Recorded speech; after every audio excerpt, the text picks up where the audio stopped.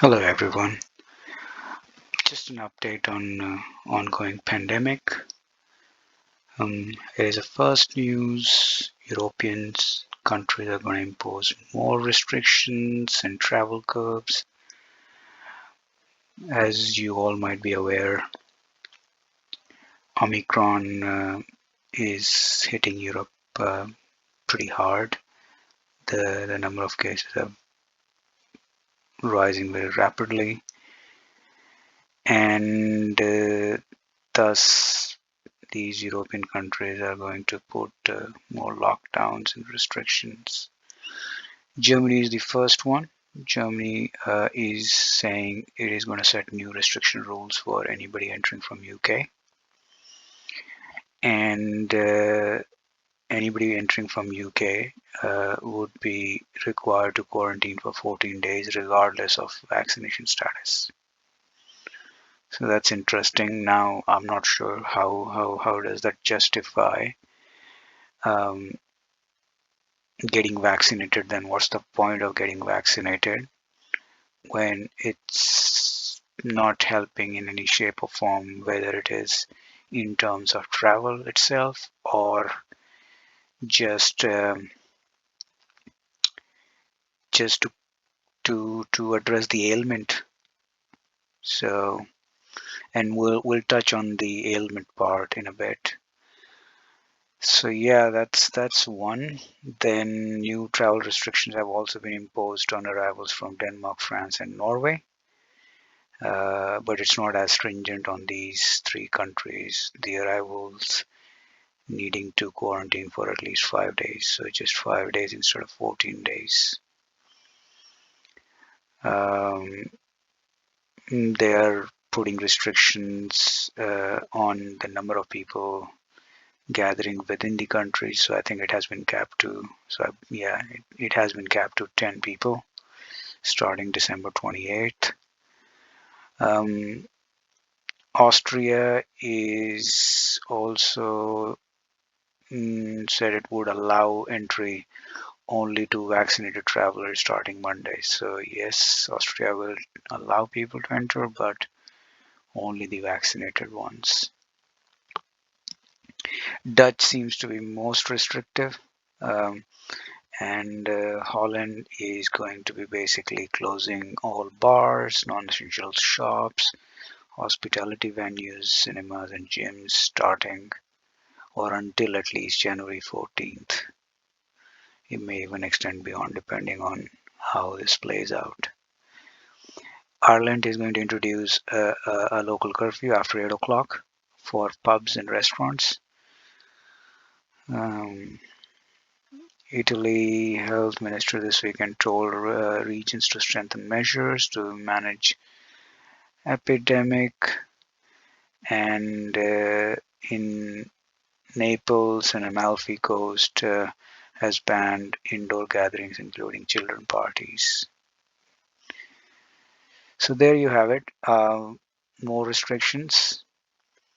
Now coming to whether these restrictions are justified. So here is somebody posted this data or the chart showing the relationship between the number of cases and the deaths because of the specific variant.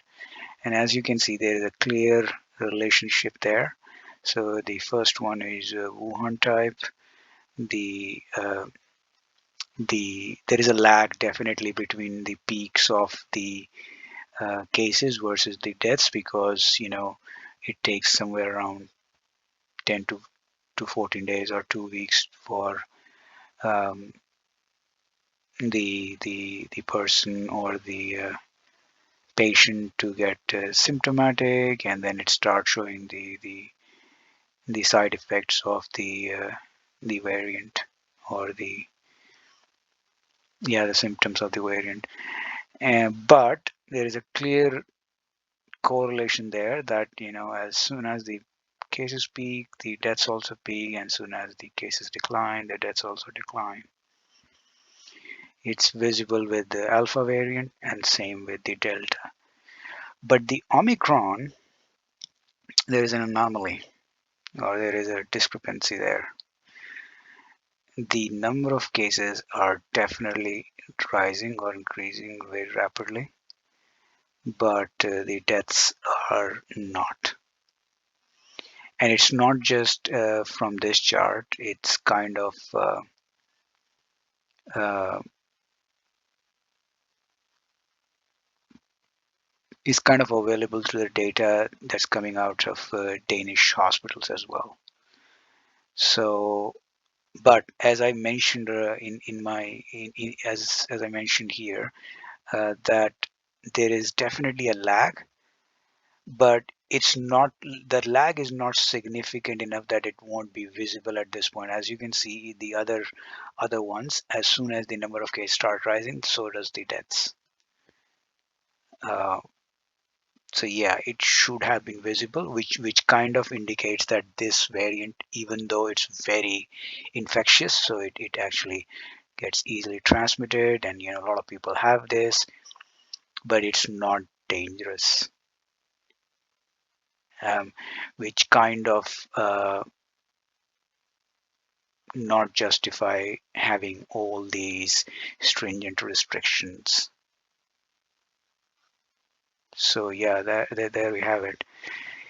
Moving on, the next one is a New Zealander 26-year-old man died because of Pfizer vaccine. Um, yep, so this is a second linked known case in New Zealand where a person had a rare side effect. So it was myocarditis. Um, Moving on, so here is the data that is coming out from Denmark,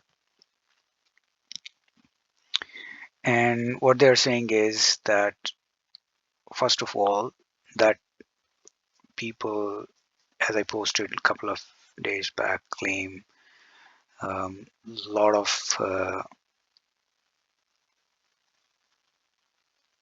majority of, let's not say a lot of, majority of the patients are unvaccinated, which is absolutely untrue, as was as I shared the data in that video.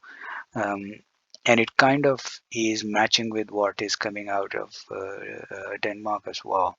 So as you can see, more than 76% of non-Omicron COVID infections in Denmark are vaccinated people, right? And along with about 90% of Omicron infections. So 90% of the infections with Omicron are vaccinated, and so is the non-Omicron.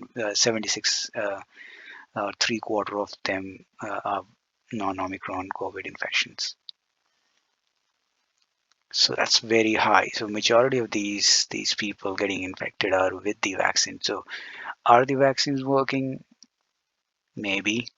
Are they helping with reducing the severity of the symptoms and the issues that these variants cause?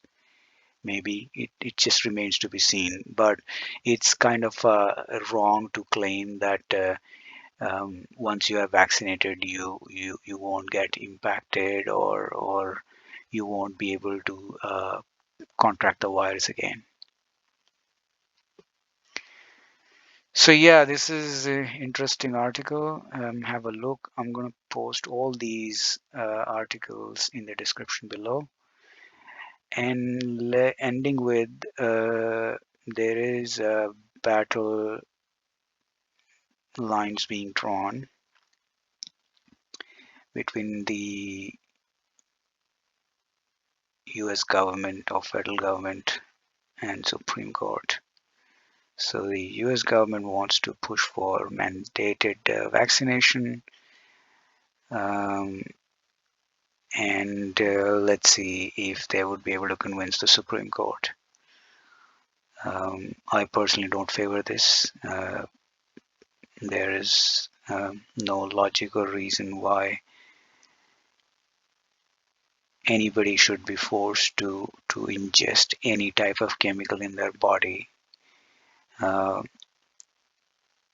without a consent. So,